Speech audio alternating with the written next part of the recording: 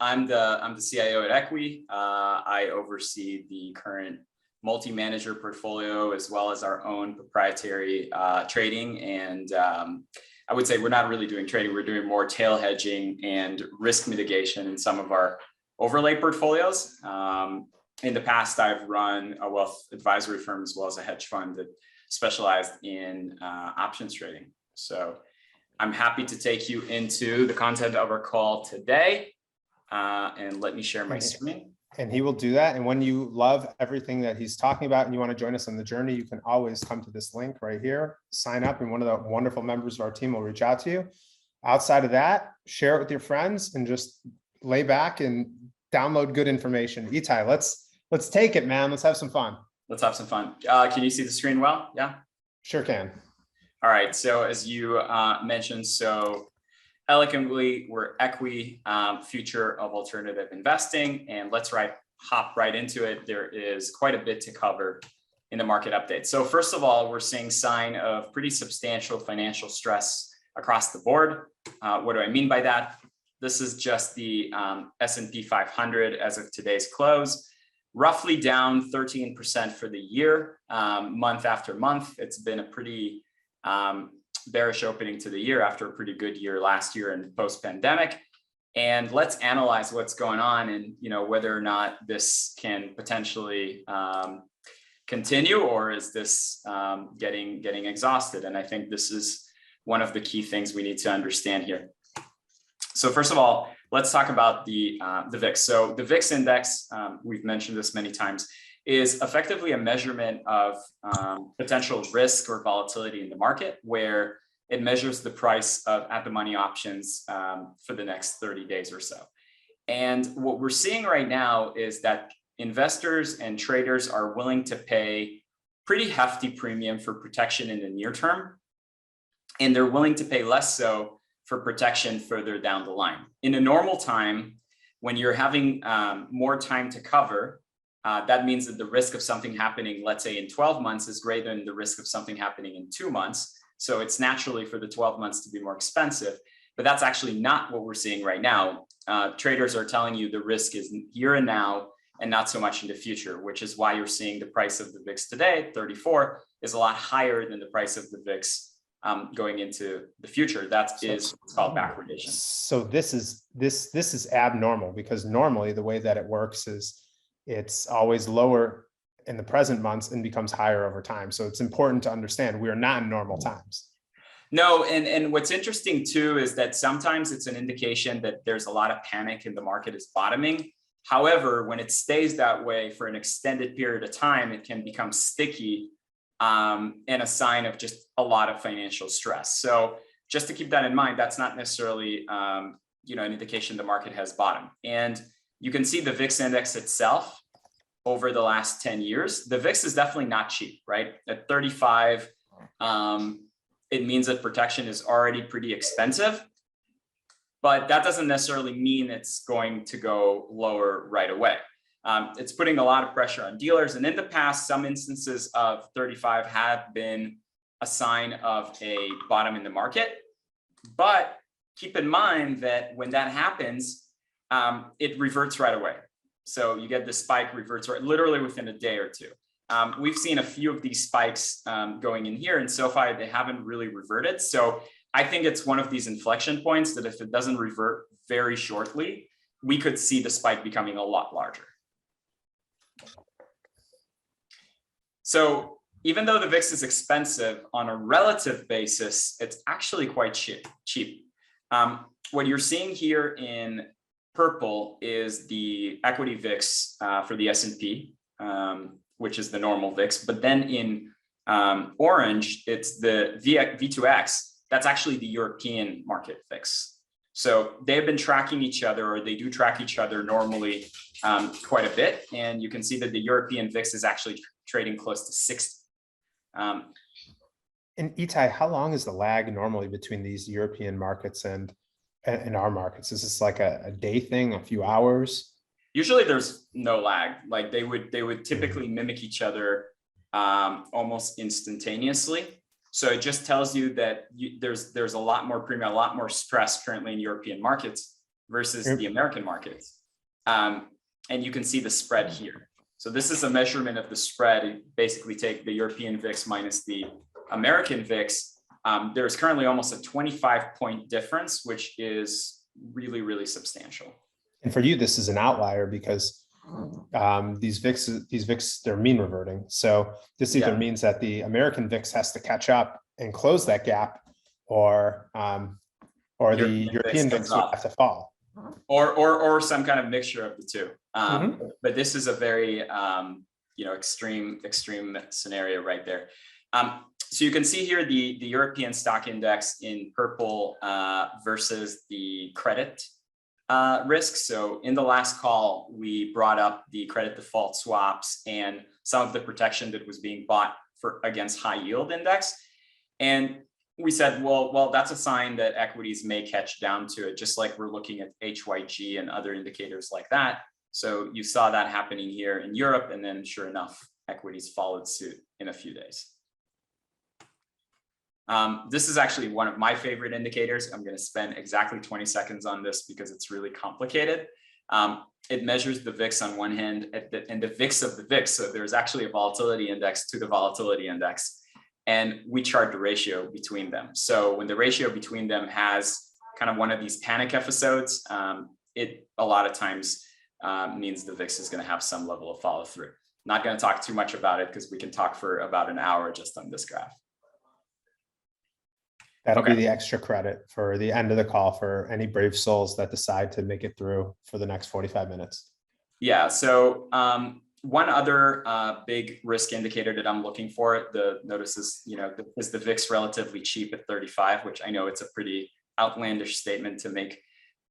Move is the VIX of the bond market.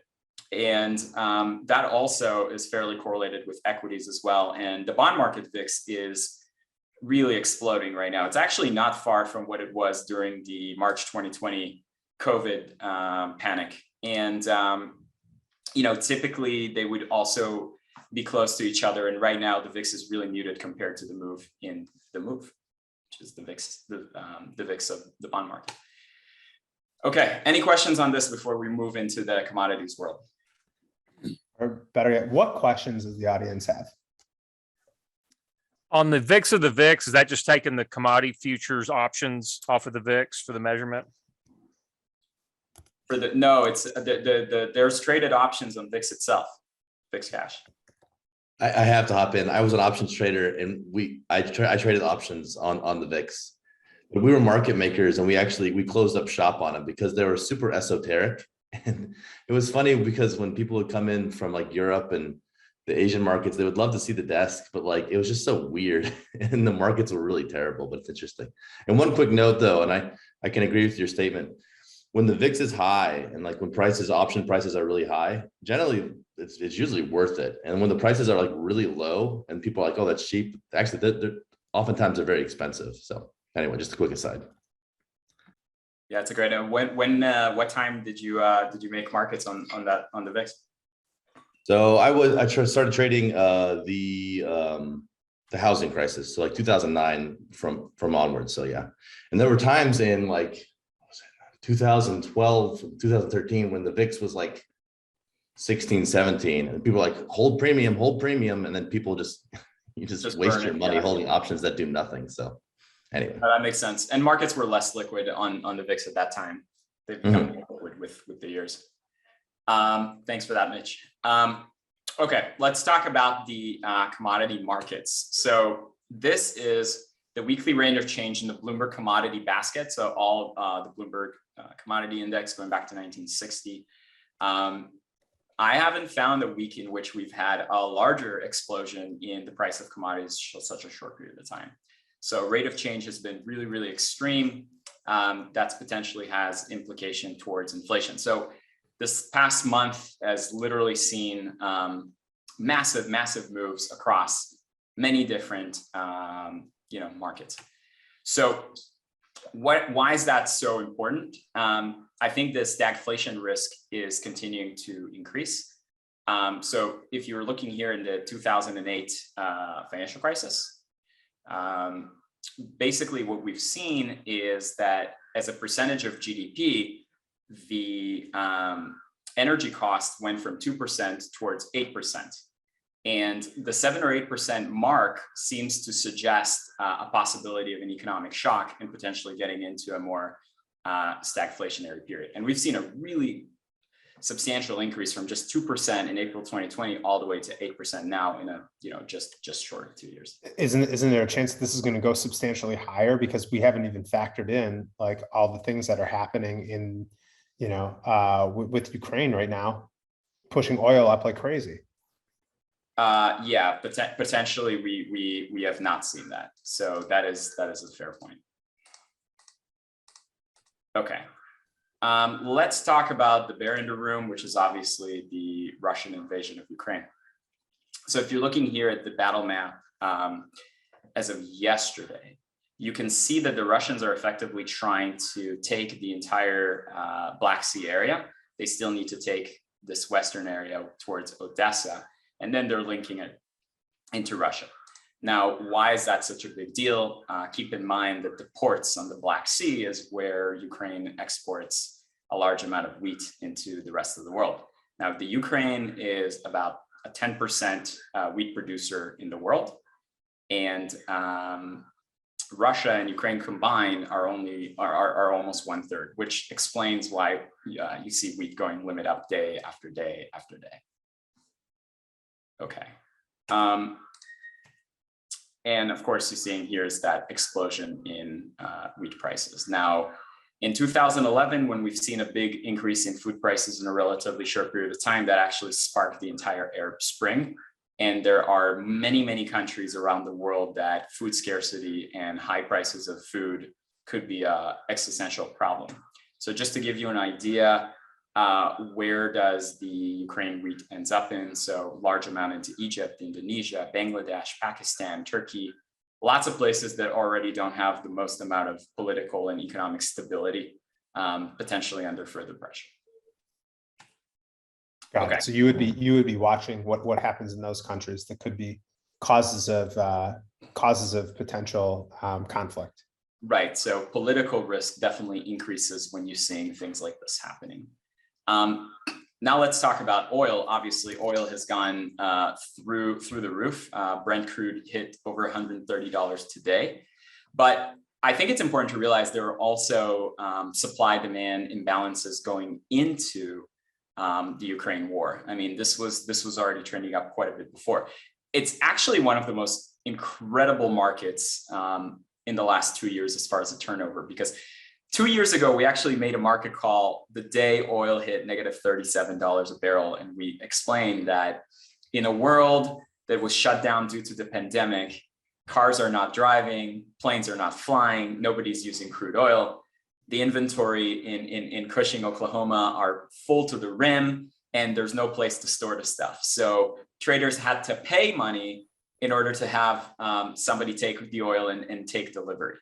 So during the pandemic, many suppliers just shut production down because it wasn't profitable to drill.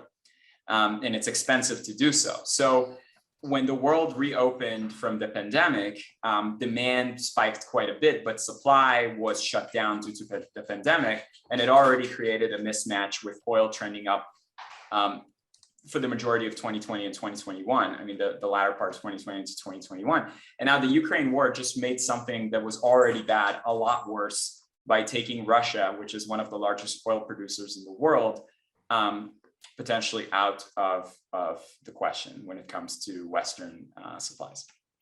So if you think crude oil is bad, this is natural gas in Europe. It's a lot worse. 368% as of today into, in 2022. And of course, nickel. Nickel is used even for electric vehicles. And most importantly, it's one of the key components in steel. So that's one of the reasons US steel stocks have been doing so well lately, despite the broader equity markets going down. And this is really what happens when, Russia is obviously one of the largest suppliers in the world of nickel, where all of a sudden everybody's scared that being taken out of the SWIFT payment system means that the Russian collateral is effectively worth zero.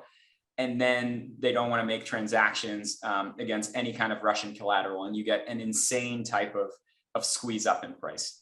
So you're talking about, let me just make sure I'm clarifying that. So I'm a multinational, I sit in London and I have a nickel, I have a holding of nickel that's stuck in Russia, and SWIFT all of a sudden cuts me out. Okay. That basically means, hey, if you want to pledge, I can be a multinational that has a whole bunch of good credit and you name it. But because those assets are literally physically sitting in Russia, they're going to say, it's not worth it or anything like that. And now, boom, you have this big run up in the prices because or it's a forward contract or a future contract where you're making claims on nickel that's supposed to come from Russia. That's effectively gone. And as a result, that means that, you know, it can create a huge supply shock. And we're seeing those quantifying all around the world at a very rapid pace. Cool. Very interesting. So the story of the oil market is really a story of two complete market where Russian oil is effectively bidless. Nobody wants to buy it for these reasons. They're scared that they won't be able to do international financing in dollars on it. They won't be able to take delivery. Sanctions of Western countries are going to prevent them from doing business. And then every other oil, everybody just wants as much as possible. So this is the Ural crude difference to Brent. You know, Russia has been offering its oil at about a $25 discount to the global price, and nobody's buying. Well, this is the direct to China discount, basically. This is effectively the direct to China discount. Yeah. Oh, not bad. And Europe is really stuck between a rock and a hard place with dependency on Russian gas, which is still flowing into Europe as they are totally dependent on it. You can see countries like Finland and Latvia over 90% and Germany at about 50% dependency on Russian gas. And this is not something that could just go away in a day or two. It's many years in the process, and it's difficult to just cut ties very quickly. And as a result, you're seeing that very large divergence between the price of EU gas, UK gas, and the US gas. If you're looking at it at oil barrel equivalent, it would have been like paying $367 per barrel for gas in the European continent. So Europe is under tremendous financial stress at the moment. And this is the geopolitical map where that comes from. So you can see there's multiple lines and pipes that connect Russian gas from Siberia right into the European continent in many places. 22% of it actually transit through the Ukraine. And that's actually really material and important to Putin. You know, after Ukraine becomes its own country, they now start enacting all types of taxes on the oil that's flowing through there. And so Russia's been systematically trying to figure out how can they get away from doing that. And now, if they can take Ukraine, those pipelines and the savings that they're going to get on the tax are going to go straight back to their pockets. Yeah, I mean, for many years, they've been trying to build these pipelines like Nord Stream 1. Nord Stream 2, they already announced that they're actually going to cancel it to Germany and through Belarus because Ukraine was charging hefty fees for many years against it, which... Itai, outside of Russia, what other options does Europe have to get nat gas? And do they have any other, can they take anything but nat gas? Well, they can increase their dependency on nuclear. Gas is used for heating and it's relatively efficient. They can increase their export or imports to the United States with liquefied natural gas, but there needs to be more infrastructure. It's a lot easier to take it from Russia because Russia just has so much of it. They're such a big supplier and they're so physically close. So over the years, that dependency was just being built for many years. As I think most people in the West never imagined that Russia would act in such an aggressive way.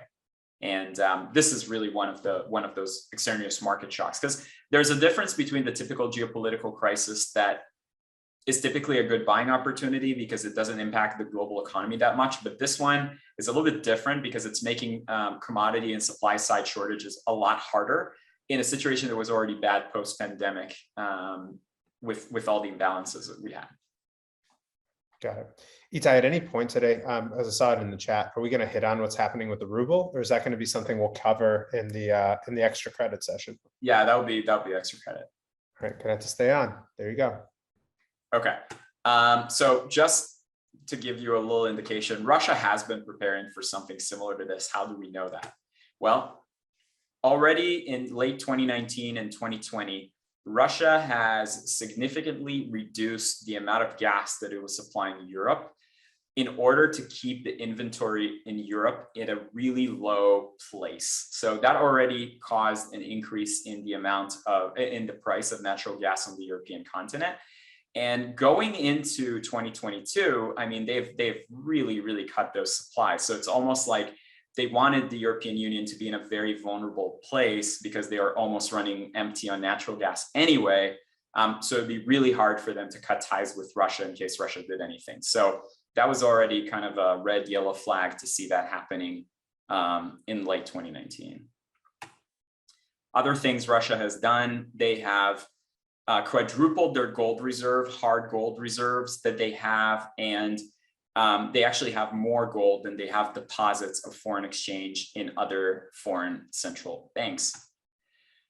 Russia is sitting on a very large amount of foreign exchange reserves and a very low debt to GDP ratio. So even though it hindered economic activity by not taking on too much debt, they've been very conservative with the debt that they have and the cash reserves that they have, as if they were, getting ready for problematic scenarios. As you look at the data, how far back do you think does it seem like they started planning for this? If you're just kind of looking at just the moves now after the fact. Yeah, actually, I think that's when they started taking out their holdings of US treasuries. So if you look at the breakdown of Russia's central bank reserves, they only have about 16% dollars, 22% gold. I mean, they do have 32% in euros, but they are making all that gas business with the European Union. So that makes sense why they would hold euros. And then they're storing it in various geos, and some of those are definitely in Western countries, which why the sanctioning the Russian central bank actually does hurt them if they can't take those reserves out. But this is what I thought was really interesting if you're looking at the Russian holding of US treasuries. So typically when you're holding dollar reserves, you're going to hold them in US treasuries. You're not just going to hold dollar cash. That's typically how governments hold foreign reserves. And in 2018, Russia really cut its treasury holdings almost to zero, and today it's sitting at zero. So they didn't want to hold anything in the US treasury, and they really have been divesting away from the US dollar. So you got the big question is, what are the bigger factors then that are in play? And I think, there's been a lot of talk on the SWIFT system, the global SWIFT system, and what that means. So the SWIFT system, simplified, is an information system that is designed to transfer financial information between different institutions and tracks all these types of bank transactions. So what's important to understand about the SWIFT system, it's very dollarized, right? There's a lot of weight for the United States in this system, and it's really designed for that US dollar hegemony. And being taken away from the SWIFT system is something that can only be done once. So you're doing it once, and then you're going to force Russia to adopt other means to circumvent that SWIFT system. And the way the global reserve system works is the dollar being the center of it. And for those of you that are interested, we have done a very extensive three-part call about the petrodollar and the US dollar as a global reserve system. So the US dollar is still 60% of all global reserve because commodity transactions take place in dollars, and all this trade and is happening in dollars. And imagine even if you're a Norwegian company and you're deciding to drill for crude oil, you're potentially even going to take that loan in dollars, and your payment is going to be in dollars. So it's a self-fulfilling cycle that's been going on for many years with dollar debts, dollar liabilities, and the demand for dollars outside of the United States is just really high. And if you're taking out a commodity producing country like Russia out of the SWIFT system, that potentially reduces the amount of dollar reserve that needs to happen if there's a parallel system that's going to come in place of potentially SWIFT and the dollar. Itai, are you going to cover some of the risks of the move that we did to block Russia from the SWIFT system? Are you going to hit on that at any point?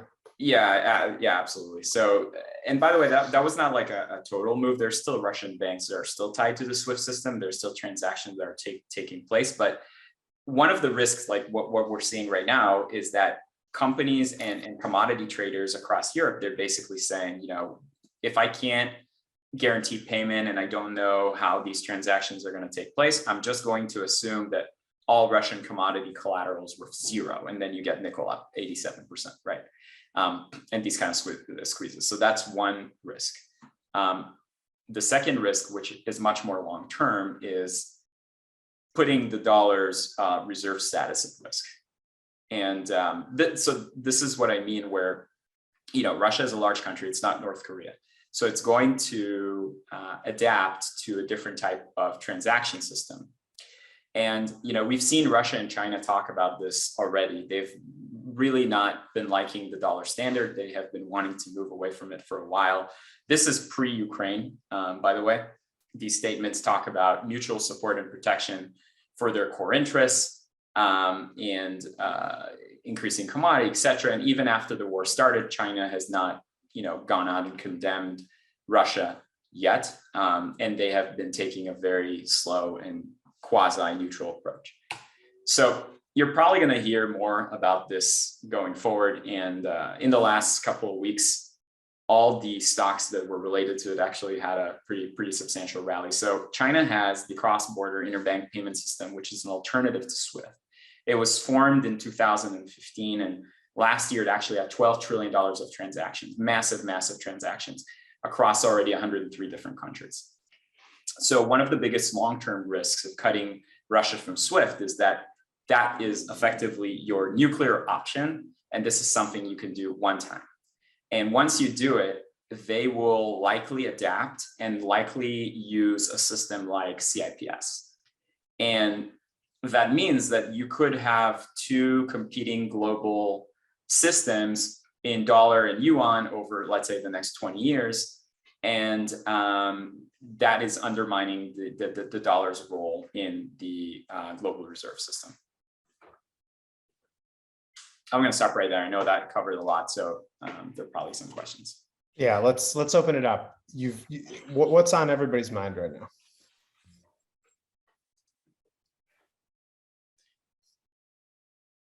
Rob, are you? Well, how will the Chinese take payment from the Russians? Will they just take it in oil? Will they take it in gold? Yeah, so it will be in yuan, most likely, which will make the Chinese hold more yuan reserves, or it could be in some kind of commodity-backed yuan or something they've been talking about, or some kind of mix, and then they can take it through CIPS. And one thing I also want to call out is we're attempting, you know, as you've seen on all these calls, we do our best to avoid, you know, being political on these calls, and like we want to like share the data and allow people to draw their own conclusions. But in terms of the conflict, it's like as a team, we've been doing our best to support. We have both teammates in Ukraine, we have teammates' family members in Ukraine, and we're doing our best to support them. But I just wanted to make sure to call that out specifically, that you know, we do our best to kind of take a data-driven approach on these calls, but that doesn't mean we don't want to support those that are being displaced by the conflict. But we just don't want that to be the core focus. good point. Good point. Usama, you wanna ask a question? Yeah, Itai, just curious, of all the pieces of data you've presented, where do you think you have most differentiation relative to the average buy-side participant? You mean as far as our trading strategy? Yeah, your view or your outlook. Yeah, so we don't necessarily trade so much based on all these information. I mean, we have our own systems and models and multi-manager models that are designed to produce low correlation to traditional assets, and then we We hedge and we use volatility instruments when we think systemic risk is a little bit higher based on models again. But that this information doesn't necessarily reflect kind of short-term trading opinions. I guess if I were to ask differently, what pieces of info you think might be most overlooked or underestimated? That's a great question. I think generally speaking, equity markets tend to be more optimistic than the bond market. When I see a big divergence in the way volatility trades in both, and when I see systemic risk with things like the LIBOR overnight spread, which we're going to talk about in a second, then I think those are just times that you should be more cautious than others. Cool. And Mitch, you got a question. What's going on? Yeah, I was just curious. So there's definitely a lot of propaganda as far as the war goes going on both sides. So it's hard to see what's true. But I've been reading that like Russia was planning for like a 2-week like conflict. I'm not sure if that's being reflected in the markets or if they're going to go like really hardcore after 2 weeks, or they're going to. I mean, there's no way they can retreat now, right? I don't know what the resolutions are for this. So I'm just curious if there's any thoughts on that. Yeah, I'm not a geopolitical expert by no means. So I will iterate that. I tend to just try to look at market and data. But I've read a lot of that there are a lot of logistical problems, and they didn't think resistance will be nearly as bad. But as you brought up, it's really hard to know what's real and what's not when you're trying to analyze the data. Cool. Itai, you want to keep taking it from here? Yeah, absolutely. Okay, so just to reiterate that thesis, long before the war in Ukraine even started, there's already been growing trade between Russia and China, and there also has been a decrease in the amount of dollars used in that trade. So if you go back to 2015, 90% of the trade between Russia and China was taking place in dollars. And nowadays, in 2020 at least, it was under 50%, and their share of trade has been growing. So you can already see that China, as of November 2021, was already Russia's largest export destination. And there has been multiple countries that are actually ex-EU that were already in there. So they've been trying to diversify themselves away from the EU prior to this. So you have to wonder just how much are these sanctions really hurting Russia? I mean, they're definitely hurting Russia, but I don't know if they're as fatal as they could have been if they were done, let's say 3, 4, 5 years ago. And talking about the CIPS, one of the most important things to realize here too is that China, for many years now, has been going on the Belt and Road Initiative, in which they're funding infrastructure projects around the world, particularly in developing nations in sub-Saharan Africa, Pakistan, in Southeast Asia, and many other places like that. So, Jeremy, you mentioned the risks of the SWIFT system, and what is the risk of taking out the SWIFT system? Well, if you create a parallel system to the US dollar around the world that's going to be transacted to pay debts and trade commodities, you have a lot of potential customers in there based on just China's Belt and Road Initiative, the commodity trade, and other things like that. As I look at this map as well, this kind of overlaps too, where the demographic patterns are kind of in their favor. Like a lot of these places are going to see massive population growth over the course of the next 50 to 100 years. Could be interesting how this goes out. Right, and it's well known that China thinks in generations, where some of the other countries think in terms of just short-term election cycles, which is one of the issues with that. So I think that there are steps that would be needed to take in order to protect the US dollar going forward. Okay, let's talk a little bit about the emerging signs of the credit contagion that we talked about. And in the last call a month ago, if you guys recall, we brought up this divergence in February where we've seen this large sell-off in the credit markets, HYG, bond price versus what the S&P 500 was doing. And, in the past, like 2014, 2018, even 2007, that's always been a warning sign that market volatility could follow through, because, debt and equity are two sides of the same coin, and it's very difficult for equities to continue to rise when credit conditions are deteriorating and credit risk increases. So this is something we brought up last month, and as of today, the credit markets, as we track by HYG, actually made new cycle lows. And that situation continues to be the case, even though the S&P 500 did move lower towards closing that gap. So I think that the risks in the market are still tilted towards the downside until we see that situation in HYG improving. We've also seen a lot of volatility in the euro market and other currencies. So we're seeing the dollar rising very quickly, which increases foreign exchange volatility. So typically during financial crises, you see the dollar rising very, very quickly, as there are margin calls, dollar margin calls that create dollar shortages, because there's a lot of dollar denominated debt due to all the global commodity trade in dollar, et cetera. Especially now you get commodity margin calls, and that creates a squeeze for dollars that tend to strengthen the dollar in a very short period of time. So historically speaking, periods of very rapidly strengthening dollar are they can create a lot of stress in the financial system.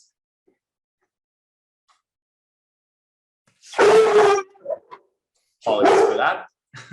That's a European dog that's getting very, very stressed about its exchange rate.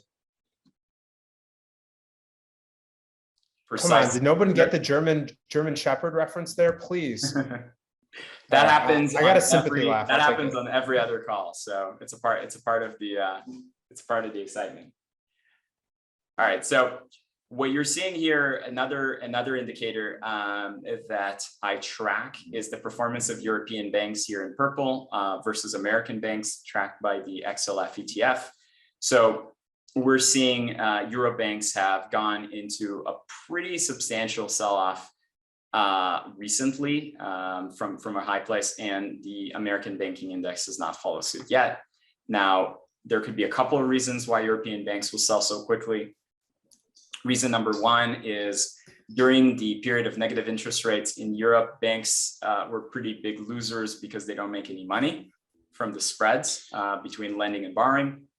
And banks in Europe were rallying quite a bit on the expectation that the ECB is actually going to raise rates to 0. So 0 is a big improvement from the negative they've had for so many years. And couldn't you argue the same thing about these US banks, right? That there was the expectation that the Fed is going to hike rates, and now they're kind of like curtailing what they're saying a little bit. But they have not. So that's actually something we'll touch in a bit. They have a little bit, but not too much. Second is, of course, the contagion risk and credit risk has increased for European banks, and we have seen that. So credit default swaps, which measure European bank risk, almost anyone from Credit Suisse to BNP Paribas have all exploded recently.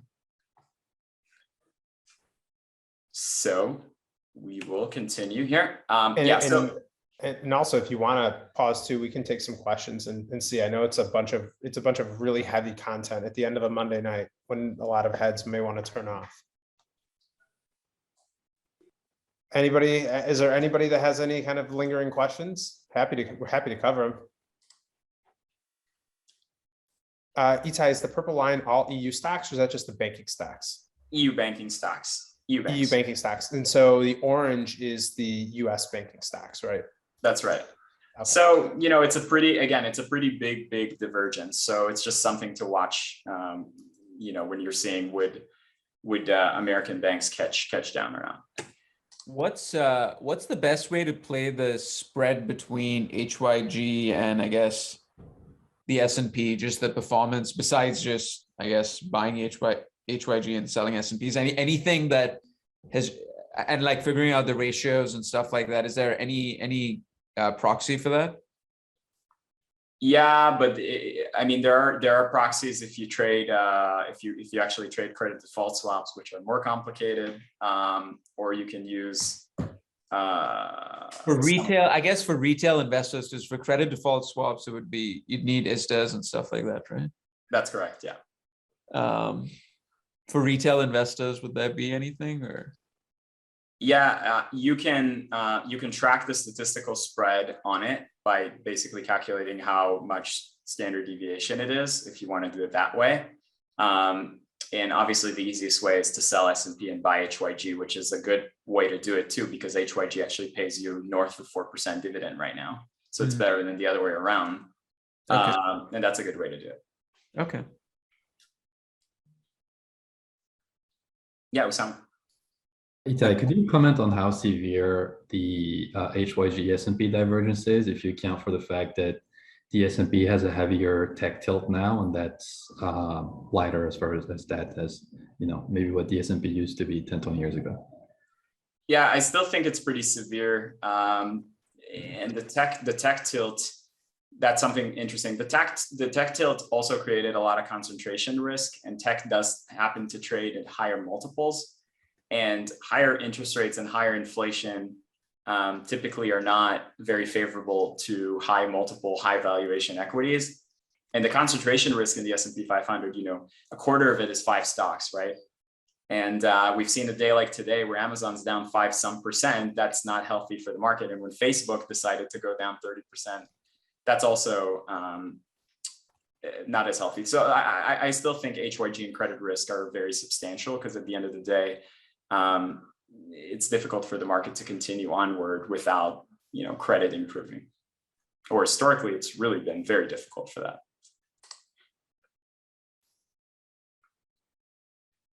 Okay, let's talk real quick about the LIBOR overnight spread, FRA, or formerly LIBOR. I know they don't really use LIBOR anymore, but effectively it's the same thing. So what's important to know is there's 2 types of rates in the system that are fairly short term. And I don't necessarily mean, you know, when you borrow from the bank, but there's a lot of bank to bank lending, bank to Fed lending and stuff like that. So this has to do more with the ratio in which banks lend and borrow money with each other. And the easiest way to think about it is that there's an overnight borrow rate, which is literally the money that you get paid, and it's fractions of a basis points typically of just lending money for 24 hours overnight. And then there is the equivalent of LIBOR, which is a 3-month term between them, right? So typically the difference between 3 months and overnight are going to be very, very, very small, if any. There's a lot of times there's no spread at all, or the spread even goes negative. There was actually a time last year the spread went negative when there was a glut of cash on bank balance sheets. And we can cover that one later, but let's simplify right now and make it easy and digestible. Sure. So we will do so. So the reason that spread doesn't really exist is because if it exists, it would be arbitraged away. So in a hypothetical world where there was some interest on a 3-month LIBOR, but there was no interest on the short term, somebody would basically borrow at the 3 months and lend at the overnight to make that difference. And the reason that there is a quote arbitrage opportunity there now, it basically means that there's a lot of systemic risk. It means that banks are so worried about 3 months from today, as far as how much liquidity they're going to have, that they don't want to lock money in LIBOR. They just want to continue with the overnight rate, which creates a lot of stress on this spread. So this is a big deal. You're basically saying, hey, banks don't want to lend to each other for 3 months at a time. They're like, no, let's all keep it short term. That's a pretty big, like, if we just kind of look at that, that's a pretty big implication, because that's almost like the freezing up potentially of credit markets, right? That's right. To me, it's one of the biggest deals out there when that happens, because, you know, up until just a few days ago, that spread was totally fine, indicating that the drawdown the equities have is no big deal. But when you have a credit event, that's when a quote 15% drop in markets can turn into a 30% drop in markets. Why? Because we have a credit-based economy, and when credit markets start freezing and lending starts becoming more difficult, and the money doesn't flow as it was before, that's when you're getting big markdowns in asset prices.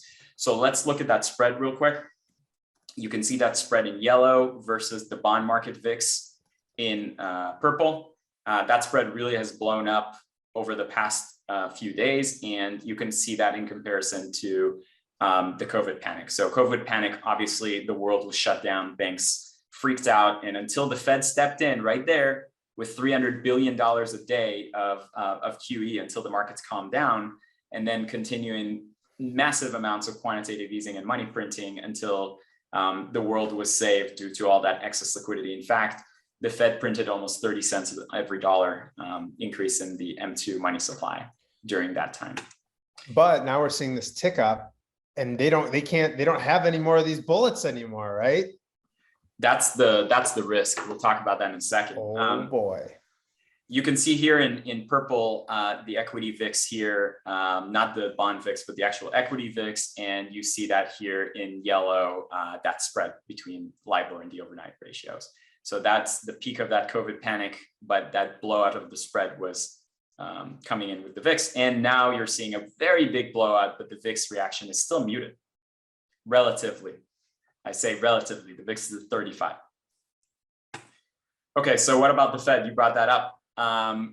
In the past, periods like this have seen the Fed pivot and start easing. When the Fed sees this type of financial stress, they have in the past gone to quantitative easing, which is effectively money printing, or they've raised interest rates or something along those lines. And they've done that in 2014. In 2014, we've seen the HYG drop as they wanted to normalize and hike interest rates. We've seen this yuan devaluation in summer 2015. Equities were down about 15-20%, similar to now. They pivoted away. They eased again, and markets were able to climb. In 2018, we've seen something very similar with the high yield index diverging from equities. Fed pivoted again. They stopped the quantitative tightening program. They tried to contract the balance sheet, but they couldn't do it. And the only difference now is that CPI inflation was 2% back then in 2014 and 2018, but it's already above 7%. So we haven't had this type of inflation in over 30 years. And believe me, with what we're seeing in commodities, it's probably going to get worse, for at least in the short term. Well, just like if you were to say kind of conservative, like if things kind of continue this track, like where do you think inflation numbers could come in next month? I don't want to speculate. We get an inflation reading on Thursday, and that's not even going to reflect all the craziness we've seen in this past week. Our last inflation reading was 7.5%. Probably not going to go a lot lower than that. So that puts the Fed in a really, really difficult place. And in the past, when we've seen sell-offs like this, we've seen this indicator showing that the Fed is easing. However, into the December meeting of 2022, there's the 32% chance, or the high likelihood is still to see 150 to 175 basis point. Market's still pricing 6 rate hikes this year. So the Fed is in a really tough spot, because if you hike rates too aggressively, and by the way, this month we're starting quantitative tightening, so they're letting the balance sheet continue to run off, they actually risk crashing the economy in a very vulnerable time. But then at the same time, if they don't hike aggressively and they slow down quantitative tightening, they risk making inflation very sticky and entrenched, which could be a big problem. And I'm very happy I'm not Jay Powell at the moment. Okay, I'm going to stop if there's any questions on this. Itai, Justin's got a question. Justin, you want to ask this openly? Yeah, sure. So just wondering with inflation as you've seen it and with what's going on in the world, if the velocity of the money has maybe increased versus the supply that we've had printed so much in the past, right, with quantitative easing, or if you had any opinions on what might be the main driver for inflation that's really creeped up in the past couple of months here. Yeah, that's a great question. Velocity of money has not increased in levels you've seen prior inflation episodes. I think this inflation is more supply side driven versus demand side driven. Do you think that might be changing with any of the political climate or world climate that we've seen based on stagflation concerns, or you think it's going to continue as it's been? Yeah, it's a great question. I think it's still going to be, at least for now, it's more of a supply side issue, which is kind of funny because the Fed hiking rates to curb demand when inflation is really coming from the supply side. But, you know, having less demand is also gonna reduce it. But to be fair, with velocity of money, there's so much money that has been printed. So if the amount of money would have been more or less the same, then you would have potentially seen higher inflation. But they've just increased M2 quite a bit. Yeah, and I sent in the chat just a graph of the velocity of money in case anybody wants to see it. And you can just see how it is just over time fallen completely off of the cliff. Money just doesn't pass through the system. Which is also quite a bit of a problem overall, but I think it's beyond the scope of this call.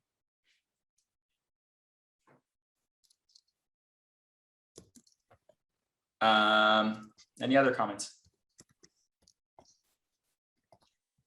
Okay. So lastly, I just want to cover the yield curve, as we've seen a lot of moves in there as well. So when you're looking at the 10 by 2 year spread, it's actually been one of the most reliable recession indicators. There's only been one false positive in the 1960s, but other than that, it's led recessionary pressures by 12 to 18 months. And that is when short-term bonds, basically the yield on short-term bonds, becomes even or higher than the yield on long-term bonds. Like, why would that be the case? Why would somebody be willing to pay or buy a 10-year treasury and get a lower yield or an even yield to what they can get with a 2-year treasury? And the answer to that question is you do that if you believe that there will be a recession in a year or two. And what does the Fed do in response to a recession? Big lower interest rates. Cut interest rates. So they're basically, so are we saying that they are forced to hike interest rates only to start a recession so that they can cut it again? Is this what the market's telling us? That's more or less what the market is starting to tell us. So okay, if you're looking here at that spread on the 2 by 10, and then you can go back here and see in 1980, you had an inverted yield curve, you had a recession in 81, small recession here. And the gray periods are the recessionary times. Correct. And then we invert here in 90, we get a recession in 91, we invert in 2000, we have the dot-com recession, we invert in 06, we have the housing recession. Believe it or not, late 19, there was an inversion, which kind of tells us we would have gone to COVID recession with or without COVID. In fact, COVID may have made it less worse or less bad because of all the money printing that got into the system following that, but the economy was already slowing down prior to COVID, and we're not inverted yet, but we're very close to inverting. So historically speaking, when you do invert, you see a recession in 12 to 18 months. Now, to be fair, the real economy is still very strong. The jobs number this past Friday was incredibly strong. But these are all leading indicators. Jobs number and other stuff, those are lagging indicators. And that's really the difference. The stock market is a forward forecasting mechanism into what's coming next and not what was already here. So let's talk about some of the positives. This was a lot of, what can go wrong. Let's talk about some of what could not go wrong. So historically speaking, sentiment is pretty bad and positioning are already light. We're not in the most extreme of sentiment. We're actually in the 25th percentile, but this is where you're starting to get potential positive results long-term when you get into negative sentiment like this, even though sentiment could go lower. The biggest elephant in the room, there's about $5.5 trillion of cash sitting in money market funds. There was a huge injection of it after COVID, and that money is still sitting there. And I would imagine that at some point it will get deployed. So who controls this money? It's a mix of corporate, government, retail. It's all the different cash on the sideline in different money market funds. Shouldn't we be starting to seeing some more stock buybacks with all this cash and now a drop in the stock prices? We are going to see it, and I'll show that in a second. CTA, that's for you, Rob. CTA index equity beta is now neutral. So a lot of the funds that trade equities have reduced their position to zero. Which, if markets start recovering from here, they will want to chase those markets back up and increase position. That could add a lot of fuel to an increased stock market if that happens. And the buyback. In 2022, there's going to be a record amount of buyback already authorized at $1.2 trillion. So even though the Fed is going to extract $100 billion a month in quantitative tightening, corporates are going to buy what they're going to sell, and they're going to even out the market a little bit. So there are still indication of liquidity that is going to come into the market. Now, FANG valuations have come down from the record high, but they're still quite far from the mean 1.3 or so. So valuations have come down. And of course, lastly, there's a half to 3/4 off sale in many stocks already. So just to give you some examples, Robinhood down 86% from the 52-week high. Avis down 71%, Twilio down 65%, PayPal down 66%. And I can go on and on and on all the companies that have already gone down quite a bit. So at some point, discounts become big enough and buyers come back. Zoom down 71%. The question is at what level and at what time does that happen? Okay, that's all we had for today. Just going to stop that for general questions. Ooh, Professor! Wow, you got us with some good stuff. What's on everybody's mind after seeing that?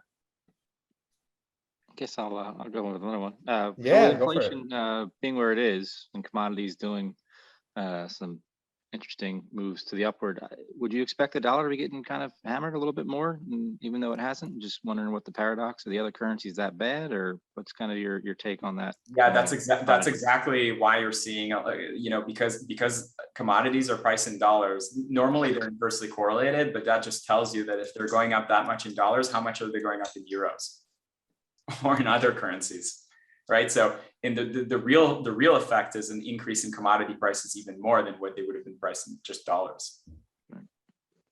I go back to something I say on these calls from time to time, just to get your feedback, Itay, is that once again, the US economy sucks less than everybody else's.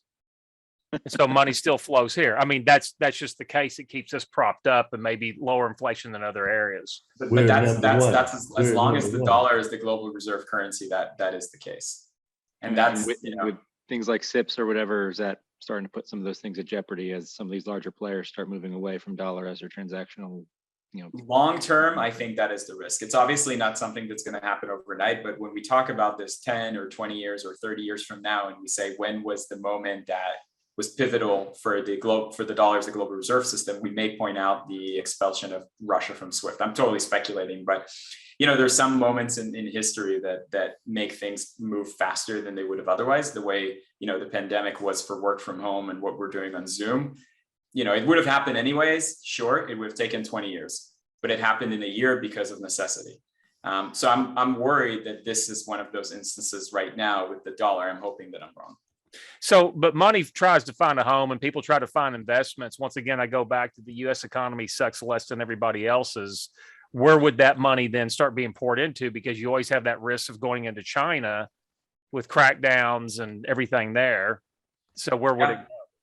Yeah, that's exactly the risk. But we have a lot of substitutes right now. You have obviously the US and the US bond market are seen still as very, very safe. But you have seen anything from crypto to all these other kinds of markets and things like that, and threats to the dollar continue to rise. Don't forget, I think some people, including myself, want to know your speculation on the ruble. Is this going to be a buying opportunity to buy something for 10 cents, a tenth of a penny on a dollar? And maybe one of the things that I'll do real quick is I'm just going to pause and stop the recording here so we can kind of just have open dialogue.